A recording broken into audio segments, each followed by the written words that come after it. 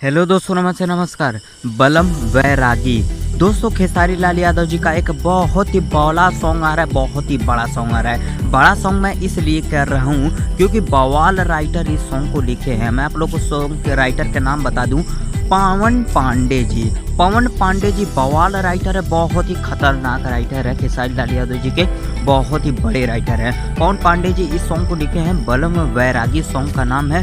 Song को combing में रखा गया है। इस वीडियो में आप लोग को बताऊंगा सॉन्ग कब आने वाला है और किस तारीख को आने वाला है, किस चैनल से आने वाला है, तो सारी जानकारी बताऊंगा। वीडियो में एंड तक बने रहिए और अभी तक वीडियो को लाइक नहीं किया तो लाइक कर ले। खेसारी लाल यादव जी के इस समय अपडेट पर प्यार नहीं मिल रहा है तो लाइक करके चैनल को सब्सक्राइब कर लीजिए, क्योंकि यहाँ पर खेसारी लाल यादव जी का कोई भी सॉन्ग आने से पहले सबसे पहले अपडेट दे दिया जाता है। अब दोस्तों, मैं आप लोग को बता दूं, पवन पांडे जी इस सॉन्ग को लिखे हैं, जिस सॉन्ग का नाम है बलम वैरागी। बलम वैरागी सॉन्ग का नाम है। खेसारी लाल यादव जी गाए हैं, पवन पांडे जी लिखे हैं इस सॉन्ग को, और आर्या शर्मा जी का बवाल म्यूजिक है।